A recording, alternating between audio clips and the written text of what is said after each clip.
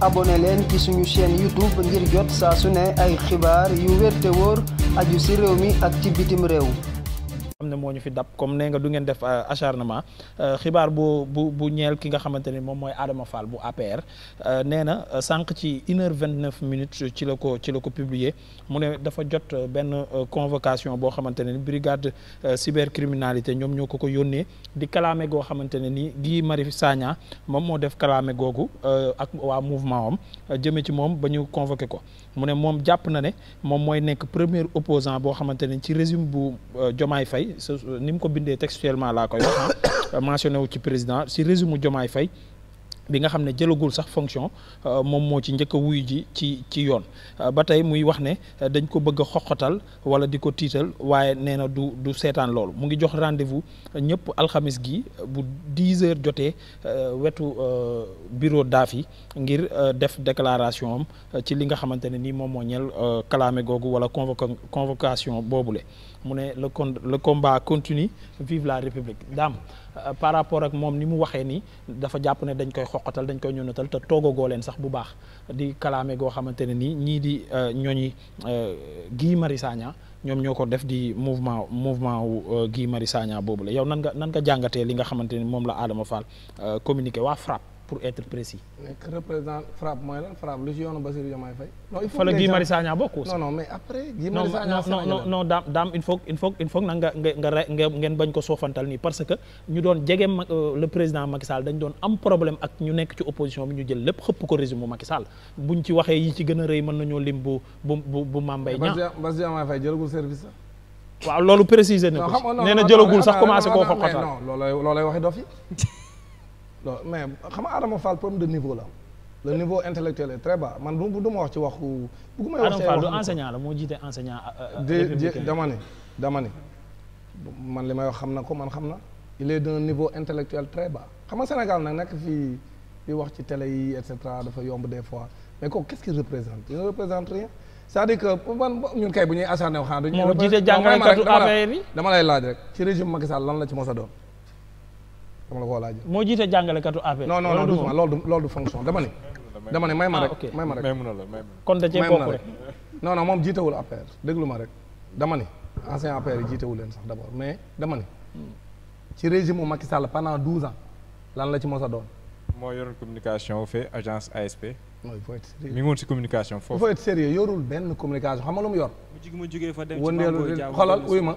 wëndeelu di dem ci télé yi di wax. pour bëgg ñu jox ko poste te ba ñu ngi nii dem te jox ñu xam nga lu ma lay xamal ñun bu ñu dee acharné wu dañuy acharné wu ci ku tekki dara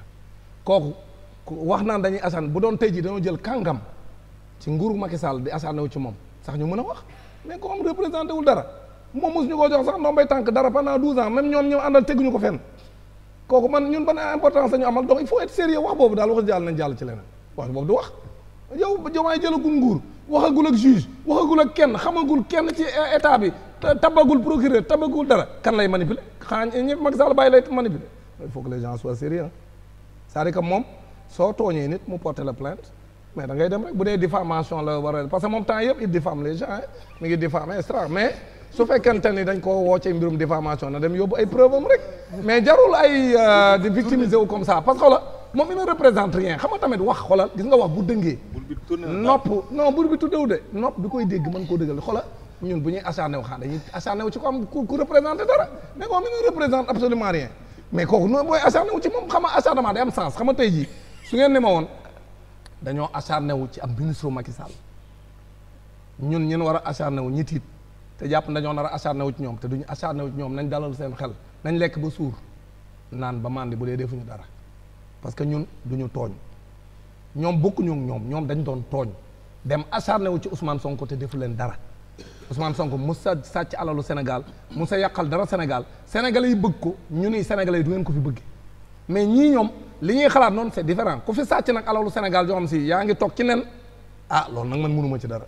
mais nag li ma leer mooy le président Bassirou Diomaye Faye du acharné wu ci benn sénégalais képp koo xam ne defoo dara na sa xel dal lekkal ba suur naanal ba màndi man bu ñu bëggee acharné wu ci yow ak man ak keneen duñ ci d'accord te dama gëm ni Bassirou Diomaye Faye moo ñu gën a am ay principe ñun ñëpp te tey moom la réew mi dénk lenge yi te Bassirou Diomaye Faye nekkul ci tappale kon képp koom defoo dara bul tiit la daan am ci nguurug Macky Sall ku deful dara ñu koy singli loolu jeex na ci nguurug Bassirou Diomaye Faye ku bëgg a marche di nga marche ci jàmm ku bëgg maa la wax li kenn du fi tere ay marche li ma leen wax ne koy jàppale ay par exemple ay nit dajaloo am lu leen metti ci réew mi ñu bëgg a marche place de l'Obélisque xaw ma wuti fan ñu leen di tere pour ñu marche non loolu wax dañ leen di bàyyi ñu marche togagoo leen de dama ni li tax gars yi doon bañ marche dama ni nekkul seen coobare dama bopp ni kese xoolal gars yi lañ doon bañ marche yi xamalan la mooy danoo amatul woon majorité te bëgguñu woon waa bitim réew di gis ni opposants yi nga xam ne ñoom ñoo nekk autour de Ousmane Sonko ñoom ñoo yore majorité parce que marche li nga ciy wut mbooloo la mais ñoo xam ni campagne nañ Sénégal pendant 2 semaines amul kenn ci ñoom ku mën a génne lu mat 1000 personnes def ak ñoom meeting mais ñooñu bu ñu wootee kuy dem nañu waxante dëgg. non mais tamit bàyyi ko noonu ba mu mujjee nuru anarchie nga baal ma ci wax ji baa du jéggati dayo parce que république aussi du noonu lay doxee parce que ñi bëgg a marché tamit daa am ñeneen ñu bëgg a doxi seen soxla am ñeneen ñu bëgg a liggéey. ni ma koy joxee misaal chaque jour man bu ma xëyee fii 5 heures du matin nga bàyyi ñoom dàmbooj di marche Padois teemaa ñibbi Sébikotane 18 heures ma dem noppalu pour ñëwaat suba 5 heures du matin tooñaale nga ma de. waaw non loolu am na mais xam nga man xam nga lu ma gëm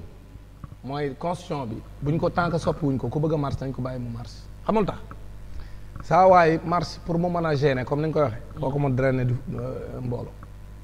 bu dee yow kay marche bu wootee 50 personnes ñëw wala 40 nu muy yàqale kenn dara policiers dañ leen di encadrer rek ñu taxaw occuper benn 20 mètres sur 30. benn pukus kay 50 bu ndaw rek xam nga bu ko defee xoolal taliba di dox bu dee place de l'Obélisque la taliba day continuer dox yow booy liggéey doo ko yëg da nga naan waa ñee moom di marche ñooy ñan wala ñee nga xam ne ña ngay def rassemblement ñooy ñan ñun loolu lañ bëgg a créer parce que ñun gëm nañ ni tant que ñu ngi taxaw fi Sénégalais yi di ñu xaar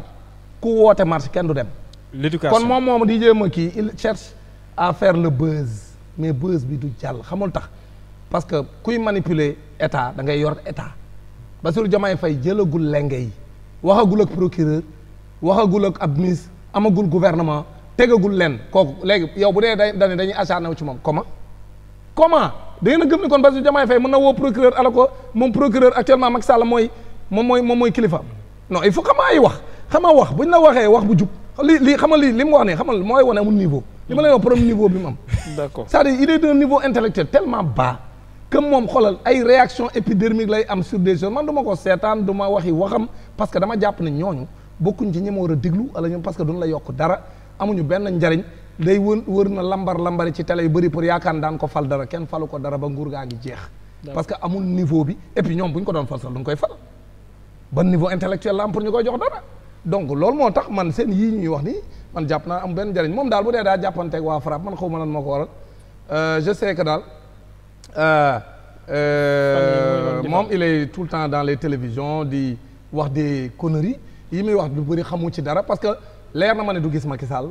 ministre yi gëm seen bopp tamit faale wuñ ko parce que bu ñu ko faale woon sax nommé ko benn attaché de cabinet wala benn affaire bu ndaw sax au moins boo xam ne dina ci am doom bay temps chargé de mission wala dara mais loolu sax ñu ngi koy jox ay nit ñàkk fayda te moom kenn boolewu ko ci donc moi je pense que kooku wax dëgg yàlla taxaw di koy acharné da ngay acharné wu ci ku tekki dara mais comme tekkiwul dara même ñu àndal sax faale wuñ ko léegi booy acharné wu ci moom par rapport à quoi ngay acharné wu ci moom njàng meeg